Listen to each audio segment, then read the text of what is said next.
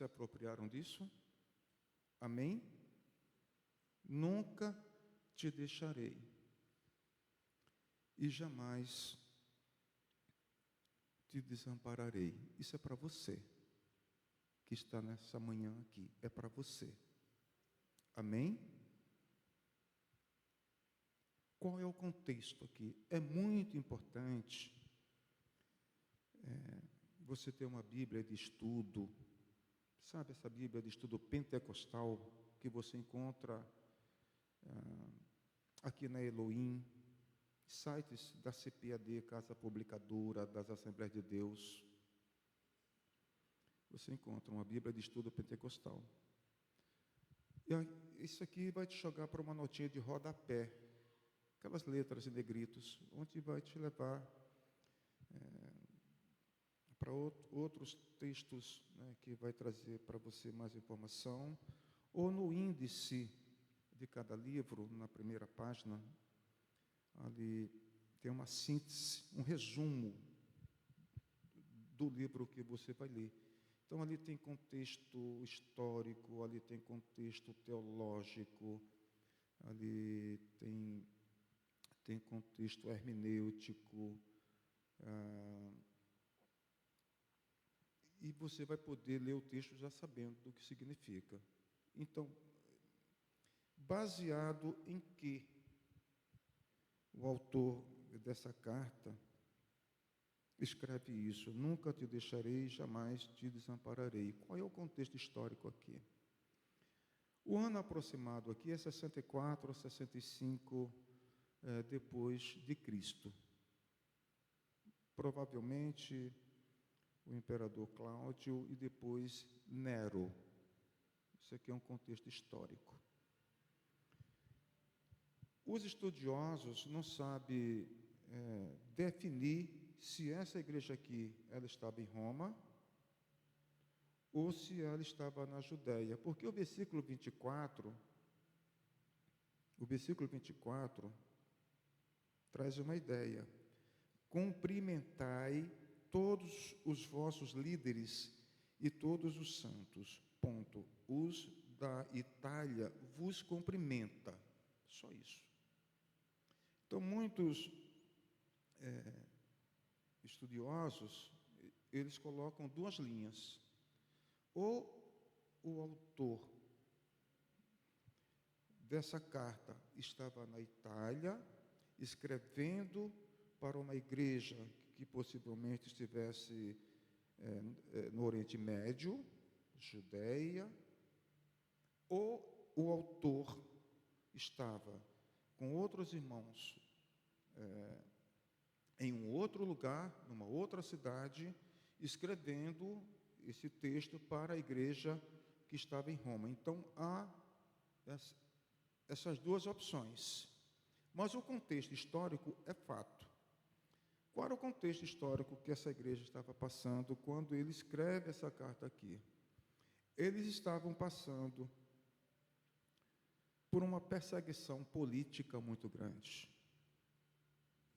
Eles estavam passando por uma perseguição social muito grande, no que levou esses membros a passar por uma profunda crise financeira. Olha só, o tendão de Aquiles de todo mundo é a crise financeira. Levou muitos desses cristãos a terem os seus comércios confiscados, tomados. Levou esses cristãos a muitas prisões.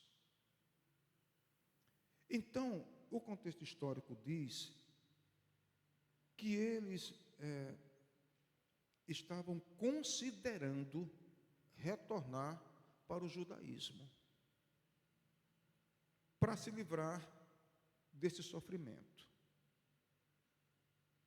O autor, sabendo do que estava acontecendo, então ele escreve essa carta aos Hebreus, trazendo essas orientações. Quando você vai no contexto, do capítulo 10, por exemplo, da carta de Hebreus, porque é uma carta, né? Estamos no capítulo 13, mas ela é uma carta. Lembre-se que nos primeiros séculos não tinha capítulo, não tinha versículo, não tinha nada, era uma carta. Então, se você voltar um pouquinho para trás, você pega um contexto desse assunto aqui, né, que nos dá esse contexto histórico. Por exemplo, o capítulo 10, versículo 32, 33, 34, deixa eu pegar aqui o capítulo 10, eu vou ler aqui o versículo 32, 33, 34, nos dá esse contexto aqui, olha. Ó. Porém, lembrai-vos dos primeiros dias em que, depois de serdes iluminados, aqui está falando do novo nascimento, suportastes um grande desafio de sofrimento. Então, esse contexto histórico já começa aqui no capítulo 10 e vai indo. Ao 33, algumas vezes fostes expostos publicamente a ofensas e perseguições. Olha aqui, as perseguições políticas, as perseguições sociais. E outras vezes vos associastes aos que assim foram tratados. O 34, pois não só vos compadecestes dos que estavam nas prisões, aqui está falando dos irmãos, amém? Prisões. Mas também aceitastes com alegria o confisco dos próprios bens. Então, você veja, no capítulo 13, 5, não fala de confisco, mas quando você vai no contexto da carta, está aqui, né, o Estado, possivelmente aqui era Nero, o imperador Nero, já no ano 65 por aí.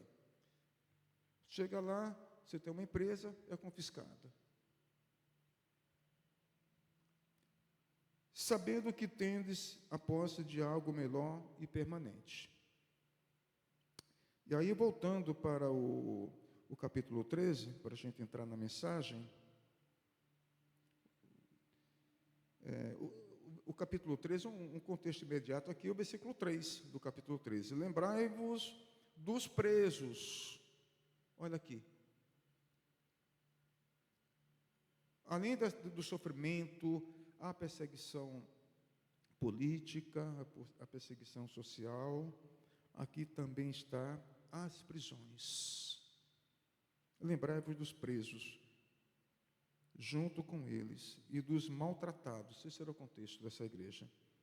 Como se vós mesmos também estivesseis sendo maltratados. Amém? Então, quando você vai ler um texto, se você puder ter uma compreensão de um contexto histórico, vai lhe ajudar bastante na compreensão dessa exposição aqui. Agora sim.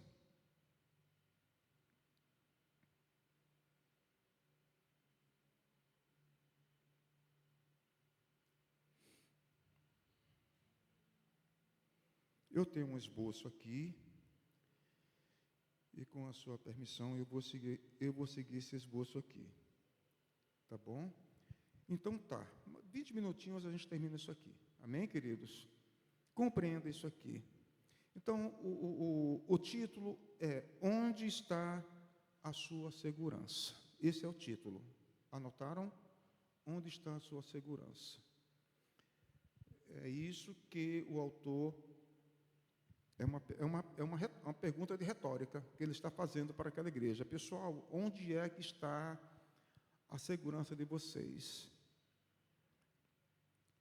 A segurança de vocês está em trabalhar e levar o pão nosso de cada dia, em colocar o pão na mesa de vocês.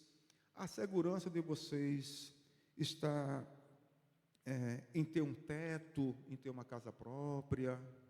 Então, são perguntas de retóricas que o autor está fazendo para aquela igreja lá. A segurança de vocês está em garantir um futuro, né, para você, para sua família, para sua casa, no que não está errado isso. Mas dentro desse contexto aqui, histórico, o autor está trazendo luz para mostrar que a segurança deles não deveria estar em bens materiais. Mas na parte B do versículo, nunca te deixarei e nunca te abandonarei. Então, no meio de uma crise, a gente precisa redirecionar a nossa vista. Não é em bens materiais. É naquele que está acima de tudo e de todos. Amém, queridos?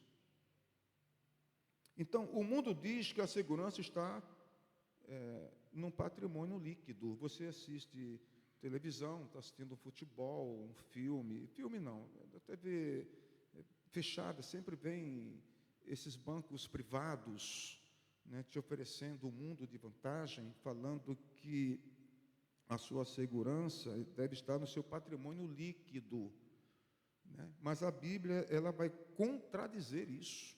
Ela vai contradizer. Ela pensa diferente. A Bíblia diz que a nossa segurança está em Deus. Amém? É isso que o autor está falando. Ele está falando, eu sei das suas prisões, eu sei das suas perseguições, eu sei que o Estado lhe confiscou tudo, vocês não têm nada, não têm mais casa, não tem mais comida na mesa, não tem mais roupa, não tem mais plano de saúde, eu sei de tudo isso. Mas a segurança de vocês agora está nas mãos de Deus. Amém, queridos? Então, um ponto aqui para a gente refletir é a ilusão da segurança material. Isso é um ponto para a gente refletir. A segurança material, o texto está falando que isso não passa de uma ilusão. É o que o texto está falando aqui, queridos. Então, essa palavra aqui, ela está trazendo um alerta no sentido, né? Na verdade, ela é contra colocarmos nossa confiança nos bens materiais, esses que nós refletimos aqui nesse contexto. Amém? Ela fala, não façam isso. Isso é um equívoco, isso é um erro tremendo.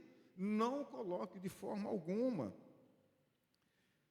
a sua confiança nas riquezas, ou seja, dinheiro, capital. Não coloque de forma alguma, porque ele pode desaparecer numa crise.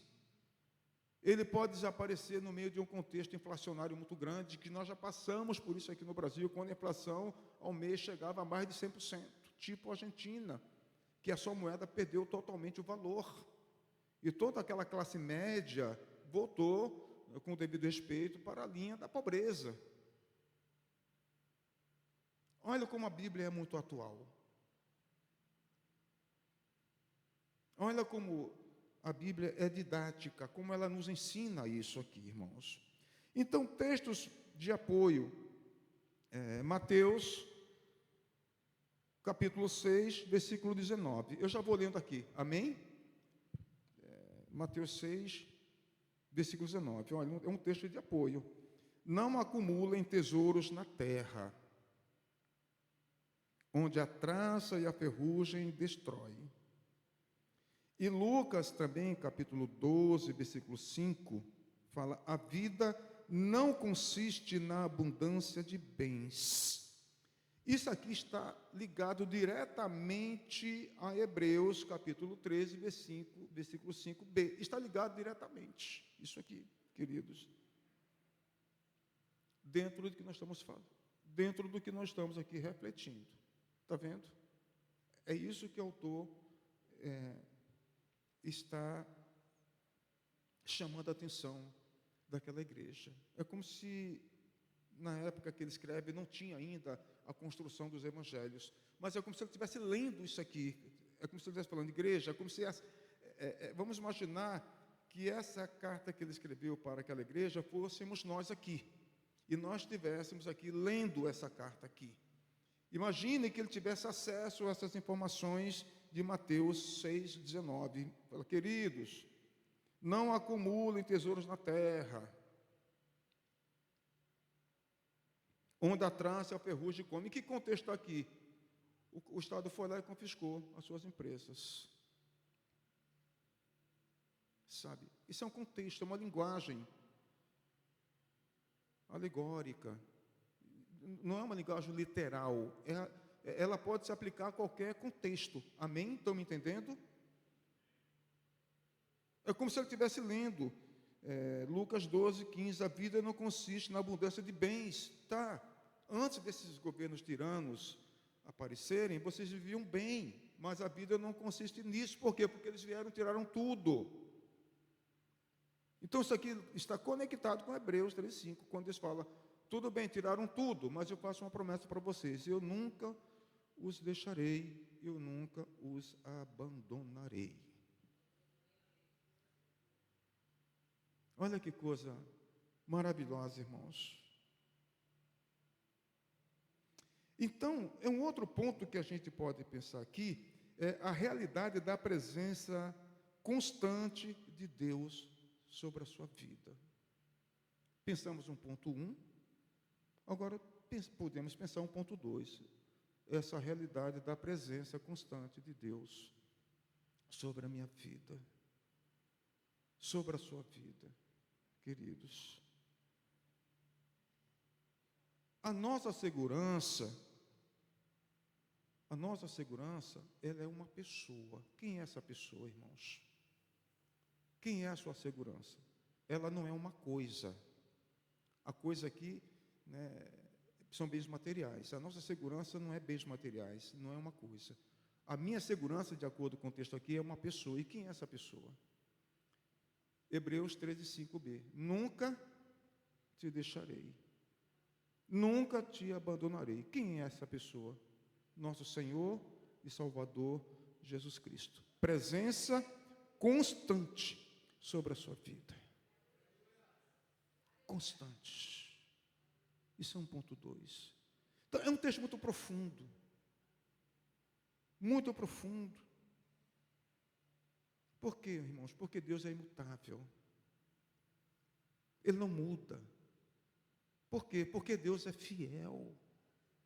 E como é que eu posso saber se Ele é fiel? É no meio de uma adversidade dessa, de crise financeira, de perseguição social, de perseguição na empresa. Olha, meu Deus do céu, quantas pessoas são perseguidas dentro de uma empresa porque inveja a sua competência. Você é competente. Você é uma pessoa sociável. Você é uma pessoa amável. Você é uma pessoa carismática. Mas tem aqueles que invejam essas qualidades. E uma forma de lhe atingir, sabe, é justamente tentando impedir que você cresça, impedir que você seja visto. Então, essa é uma oportunidade de você falar, mas Deus tem uma promessa para a minha vida. Ele prometeu uma coisa que talvez muitos não tenham, mas estou falando você pensando, mas eu tenho. Nunca te deixarei e nunca te abandonarei. O que ele está falando? Eu sou presença constante na tua vida. Constante. Isso é um conforto. Isso é um conforto.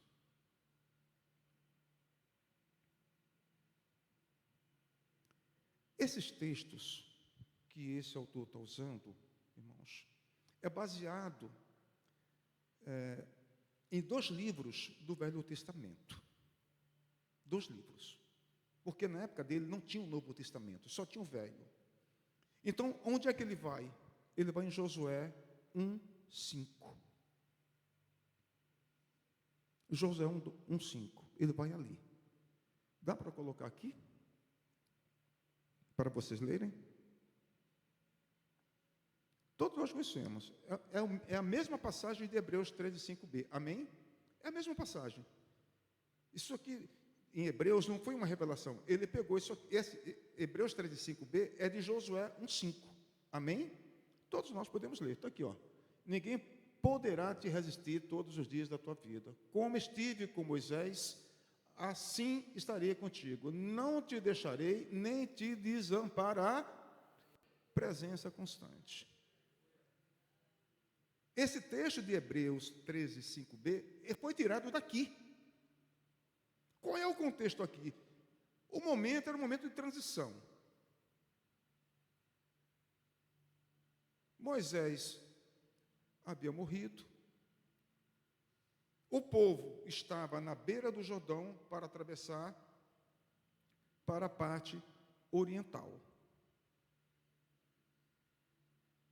Então, Josué, ele está muito inseguro. E agora?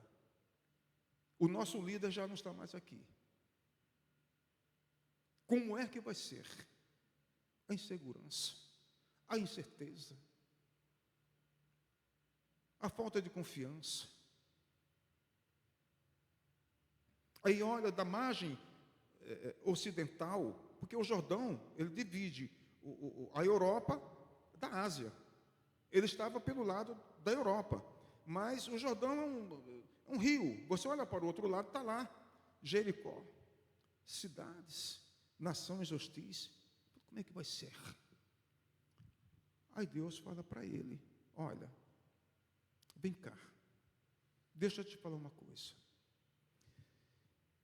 Se você for forte, sublinhou isso?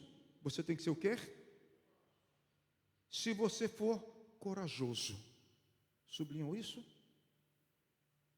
E obedecer a minha lei, sublinhou? Eu nunca te deixarei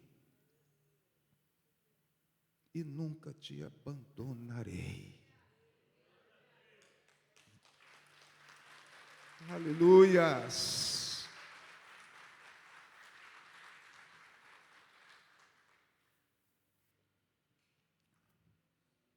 Muitas cidades, eles precisavam vencer. Nações hostis, precisava vencer. E dentro de um contexto de alegoria, irmãos, você olha e você vai ver o quê? Né? Gigantes, pessoas hostis. Fala, meu Deus. Por isso é importante você ter a palavra de Deus no seu coração. Salmo 119, versículo 11. Guardei a sua palavra no meu coração. Coração é o quê? Esse órgão que bate o sangue. O coração é o quê? É a sua psique, é a sua alma, o seu intelecto, a sua imaginação, a sua memória, a sua razão, é a sua alma. Está aqui. Eu preciso ter essa palavra na ponta da língua.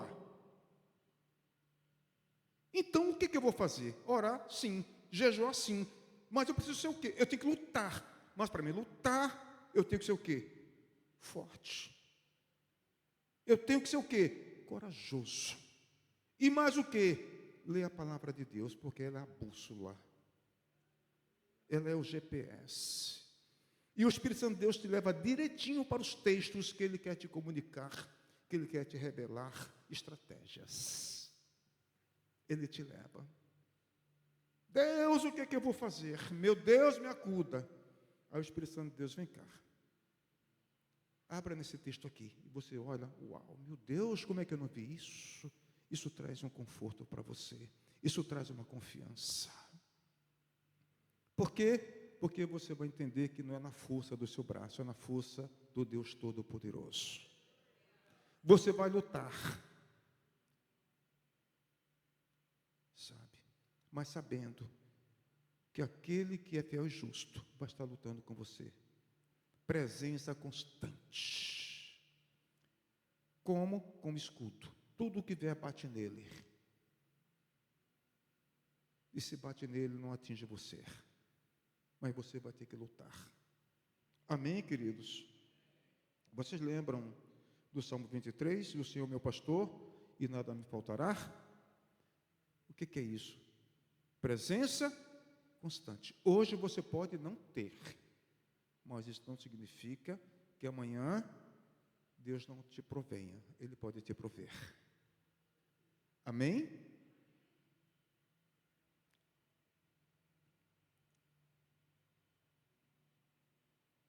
Então, nunca te deixarei, nunca o abandonarei, deve ser a âncora da sua alma. Amém? Pergunto para vocês, qual é a âncora da sua alma? Essa promessa. Nunca te deixarei e nunca o abandonarei. Coloque isso como uma âncora. Amém, queridos?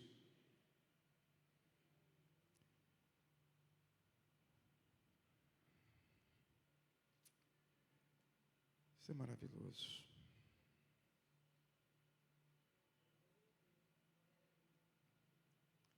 Eu vou pular um ponto aqui,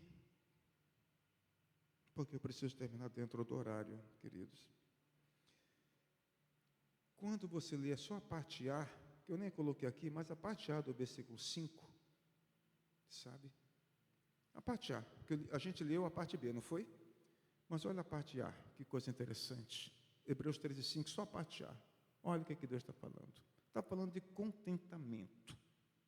Você está contente com o que você tem, sabe? E não ser avarento.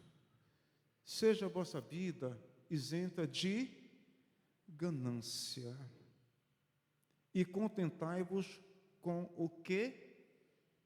Contente. Contentamento é estar contente com o que você tem. Você tem um café da manhã?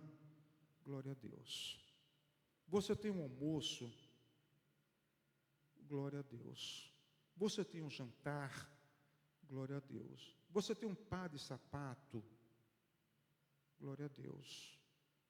Tem uma roupa para vestir? Glória a Deus. Tem um teto para te proteger das intempéries do tempo? Glória a Deus. Eu li uma entrevista do Silvio Santos. Li. Ele falou, eu tenho muitas camisas que eu ganho, eu tenho muitos sapatos que eu ganho. Porém, eu só preciso de 2 camisas e 2 pares de sapatos. Silvio Santos. Está vendo o contentamento? É o que Deus está falando, irmãos. Vivendo com confiança e contentamento, que está dentro do próprio versículo aqui. É que a gente pegou só a parte B como tema. Viva com confiança em quem? Naquele que garante a presença constante. Pronto, você tem Ele? Seja feliz. E dê graças a Deus. Seja feliz. Então, a resposta prática para isso, se a gente aplicar isso aqui, conforme Deus está falando, queridos, aqui, é uma vida livre de ansiedade. Quer ter uma vida livre de ansiedade? Aplique isso aqui. Seja feliz com aquilo que Deus lhe propõe. Seja feliz. Você está livre da ansiedade. Sabe? E certamente você viverá uma vida de generosidade. Certamente. A base bíblica aqui é Filipenses capítulo 4, versículos 11, 12 e 13. É uma passagem muito, muito linda que eu também gosto. Filipenses 4, eu acho que é o versículo 11. Bota aqui para ver se é. É isso mesmo. Não digo isso por causa de alguma necessidade, pois já aprendi a estar satisfeito em todas as circunstâncias em que o quê? Me encontro. Não é uma realidade com o que nós estamos estudando aqui nessa manhã? Não é? Eu aprendi. Aprendi o quê? É a parte A do versículo 5. Esteja contente. Esteja contente. O 12.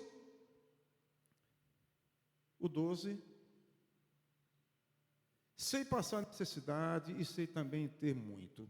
Tenho experiência diante de qualquer circunstância e em todas as coisas, tanto na fartura como na fome, tendo muito ou enfrentando escassez. O 13 todo mundo conhece. Posso todas as naquele porque nunca te deixarei, nunca te abandonarei. Presença constante. Aleluias.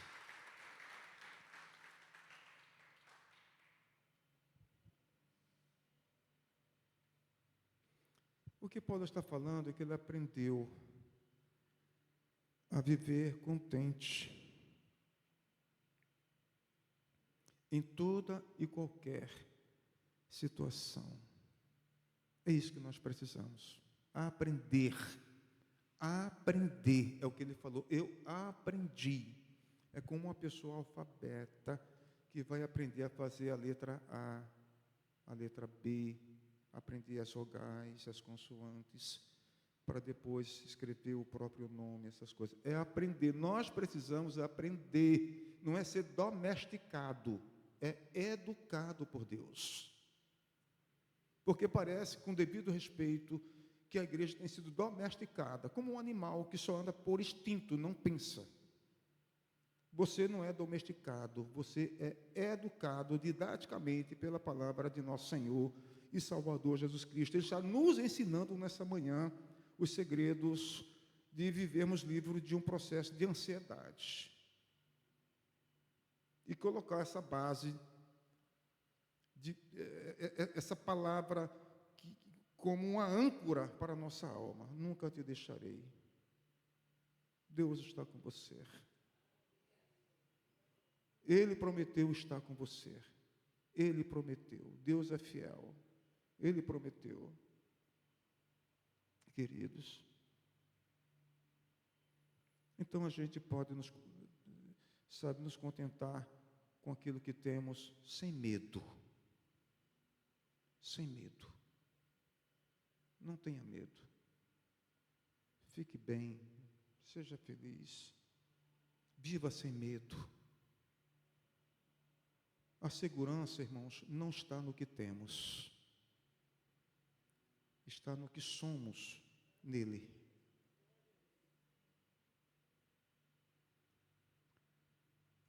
Essa palavra, ela é para você.